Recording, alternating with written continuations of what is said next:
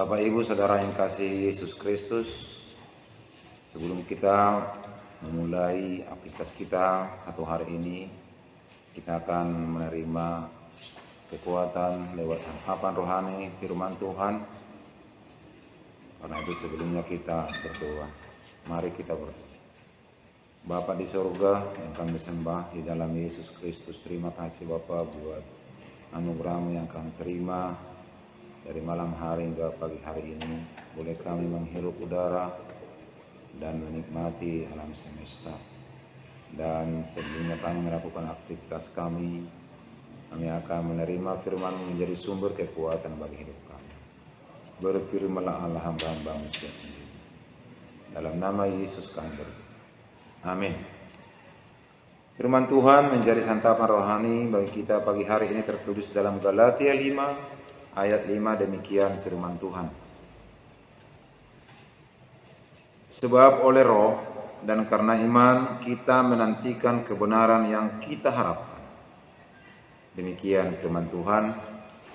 Bapak Ibu saudara yang kasih Yesus Kristus, Paulus menuliskan surat ini kepada orang-orang Kristen di Galatia bertujuan untuk menguatkan iman dan kepercayaan orang-orang pada waktu itu, karena anggota jemaat di Galatia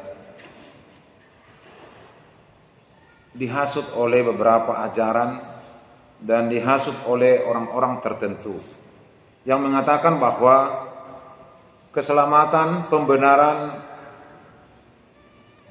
merupakan hasil dari perbuatan dan sesungguhnya itu berlawanan dengan perintah Allah.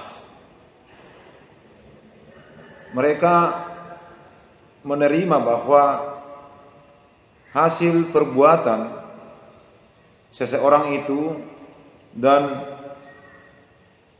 yang menuruti hukum Taurat dan menerima ajaran sunat.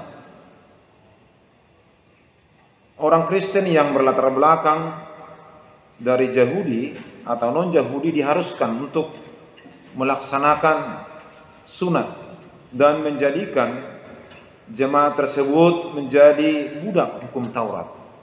Tentu mereka menerima masalah ini menjadi tantangan bagi jemaat di Galatia, yang menyebabkan orang Kristen setiap yang menerima ajaran ini menjadi ragu, tidak ada kepastian.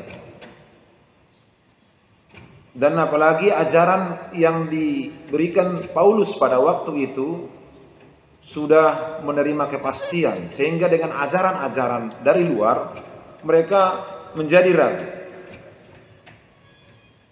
dan iman mereka pun tidak menentu. Banyak keraguan yang mereka terima dan jemaat-jemaat di situ mulai bimbang dan bahkan banyak meragukan apa sebenarnya yang mau diimani, apa yang sebenarnya yang mau dipercayai. Maka Paulus memberikan jawaban yang pasti.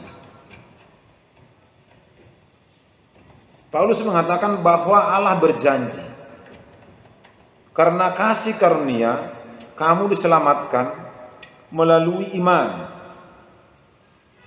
Artinya kita dapat diselamatkan bukan karena hasil perbuatan kita, bukan karena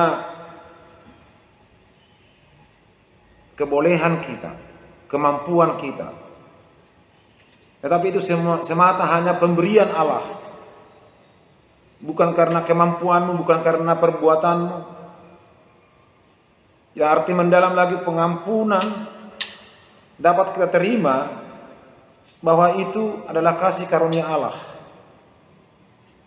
dan kita pun menerima itu menjadi suatu hadiah yang berharga, yang gratis melalui Kristus Yesus menjadi juru selamat dan itu menjadi kuasa bagi kita, dan itu yang menjadi yang utama bagi kita.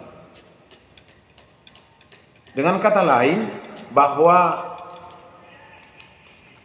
semua inti dari kekristenan kita bukanlah hukum Taurat, melainkan bagaimana kita menjaga, melatih hubungan kita pribadi dengan Allah, dengan Yesus Kristus. Karena itu iman Kristiani kita, iman Kristen kita bukan dibangun di atas sebuah buku, tetapi itu dibangun atas kepribadian dengan Allah.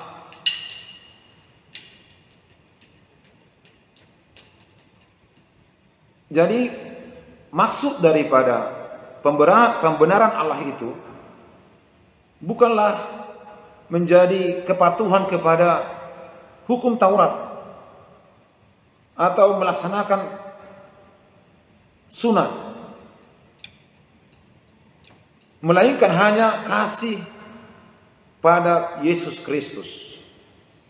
Dan iman kepada Yesus Kristus adalah iman yang berkarya, yang berbuat, bukan hanya dengan kata-kata. Ataupun iman bisa berkembang dan bertumbuh karena harus rajin membangun hubungan kita dengan Kristus melalui menerima firman-Nya dan membaca firman-Nya. Jadi bahwa seseorang itu dapat dibenarkan hanya melalui Roh Kudus yang selalu bekerja dalam kehidupan kita. Hukum Taurat bukan menjadi patokan. Hanya hukum Taurat itu menjadi cermin untuk melihat kesalahan kita dan menjadi rambu-rambu dalam kehidupan kita dalam menjalankan kehidupan ini. Tentu pemutarbalikan daripada ajaran yang datang ke dalam jemaat Galatia menjadi tantangan berat, sehingga harus Paulus memberi pemahaman. Dan begitu juga dengan kehidupan kita. Kalau kita berbuat, kalau kita melakukan yang baik, melaksanakan aturan, melaksanakan hukum Taurat, itu semata karena kasih Kristus, bukan karena kebolehan kita. Kita ada menerima keselamatan, menerima pembenaran itu karena kasih karunia Allah. Itulah yang tidak terukur kita. Begitu besar kasih Allah akan dunia ini dan kepada umat manusia, sehingga kita dapat pembenaran, menerima keselamatan, dan kita menjadi anak-anak Allah. Biarlah Roh Kudus bekerja. Tuhan masih memberi kesempatan bagi kita. Roh Kudus kita terima untuk menguatkan, membimbing kita, mengingat dan melaksanakan kasih Kristus yang sudah kita terima. Dan itulah menjadi patokan, sumber kehidupan kita. Kristus sudah lebih dulu mengasihi kita, sehingga kita dapat melakukan kasih kepada semua orang, berbuat baik, dan untuk kemuliaan Allah. Amin. Kita berdoa.